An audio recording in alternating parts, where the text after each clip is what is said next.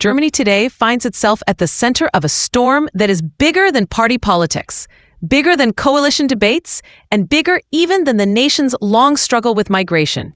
What we are witnessing is nothing less than a reckoning, a confrontation between humanitarian ideals and political realities, between a government eager to project compassion and a public increasingly impatient with what it sees as misplaced priorities. The issue has now spilled beyond Germany's borders.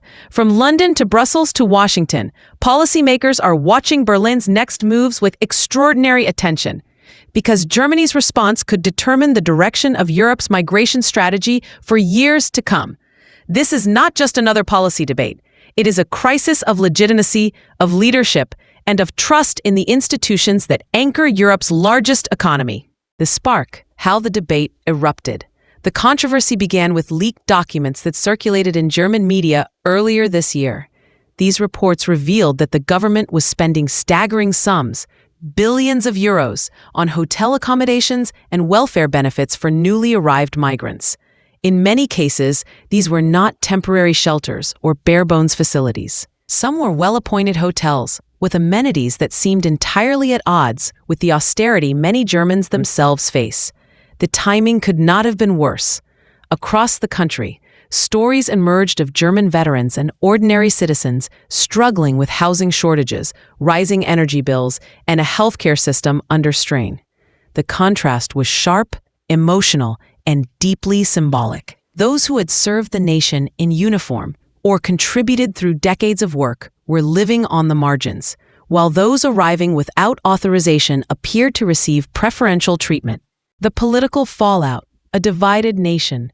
Chancellor Olaf Scholz and his coalition partners tried to frame the expenditures as a humanitarian necessity, arguing that international law and moral duty required Germany to provide decent conditions for asylum seekers. But the public reaction was fierce. Opposition parties, particularly the center-right Christian Democrats and the far-right Alternative for Germany, seized on the issue, accusing the government of betraying its own citizens. Rallies began to swell in German cities, where protesters carried signs demanding veterans first and Germany for Germans. Social media amplified these sentiments, creating a feedback loop of anger, outrage, and political polarization. Within the ruling coalition itself, fractures began to show. The Greens, long champions of liberal migration policies, pushed for continued generosity, while more centrist voices within the Social Democratic Party urged restraint, fearing that the backlash could cost the UK-Germany alliance a new frontline. Amid this turmoil, Berlin announced a landmark agreement with the United Kingdom. The deal promised closer cooperation against human smuggling networks, new legal tools to prosecute facilitators of illegal migration, and expanded intelligence sharing between law enforcement agencies. To supporters, this agreement signaled that Germany was finally taking border security seriously. To critics, it was too little, too late, a reactive gesture rather than a coherent strategy. Yet the symbolism mattered. Germany and Britain, despite Brexit's deep scars, were finding common ground on one of the most urgent challenges facing Europe today. This alignment also underscored a deeper truth. Migration is no longer a domestic issue. It is transnational, and it requires transnational solutions. The human dimension, stories that stir emotion. Beyond policy debates and trade agreements lie the personal stories that shape public opinion. German media outlets have highlighted the plight of veterans who fought in Afghanistan and Iraq under NATO banners, only to return to a homeland that now seems indifferent to their sacrifice. Images of former soldiers sleeping rough in Berlin, Hamburg, and Munich have struck a chord with the public. In contrast, photos of asylum seekers housed in comfortable accommodations, sometimes with access to gyms, entertainment, and catered meals, have been splashed across tabloids and social feeds.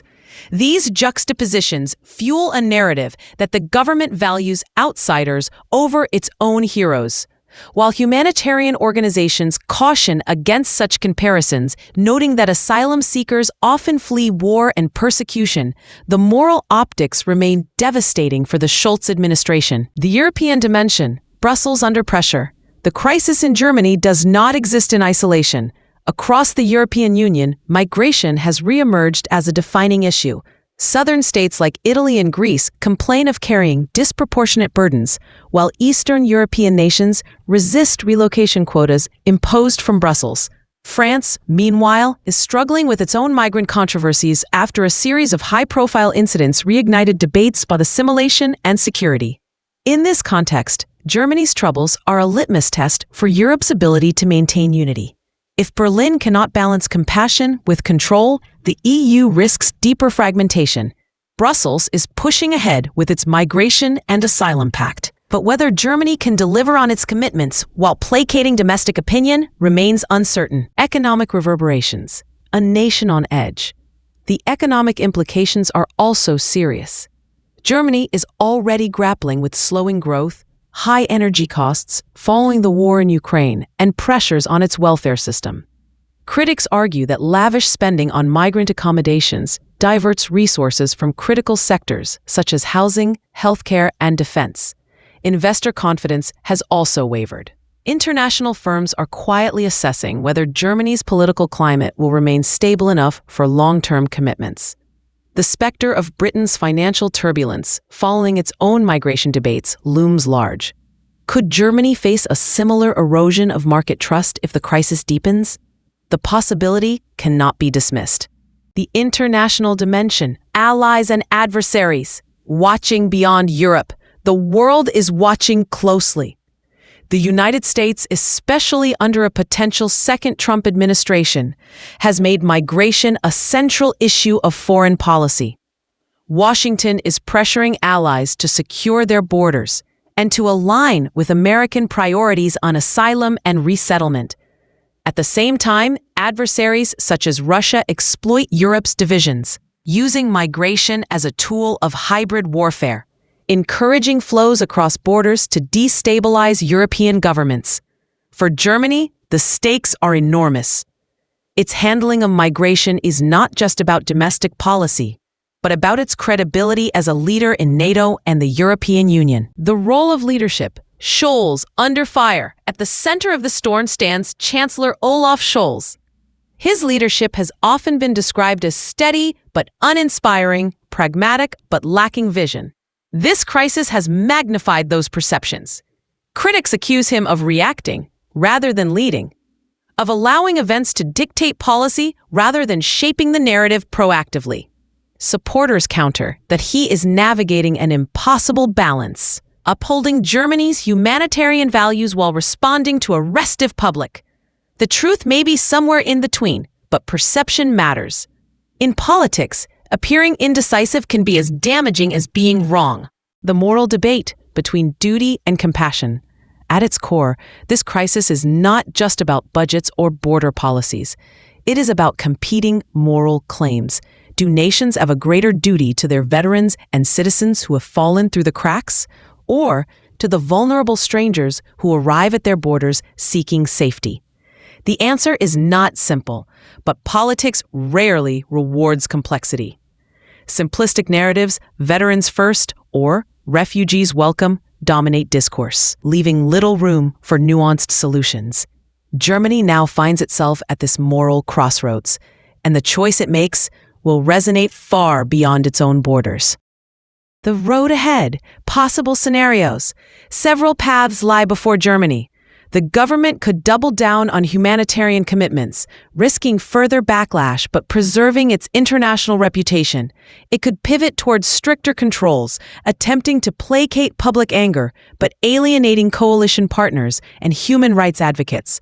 Or it could attempt a middle ground, tightening enforcement while investing heavily in domestic welfare programs to demonstrate that citizens are not being neglected. Each option carries risks, and none guarantees stability. What is certain is that the current path, marked by leaks, outrage, and reactive policymaking, is unsustainable. Conclusion: a nation tested, Germany's migration crisis is more than a policy dispute. It is a test of leadership, of national identity, and of Europe's capacity to manage the pressures of a changing world. The decisions taken in Berlin today will shape not only the future of Chancellor Scholz's government, but the trajectory of the European Union itself. The question is whether Germany can reconcile its humanitarian values with the hard realities of politics, economics, and security. For now, the nation stands at a crossroads, its choices watched closely by allies, rivals, and citizens alike. In the months ahead, Germany's crisis will either become a cautionary tale of political failure or a model of how a democracy confronts one of the most difficult challenges of our time.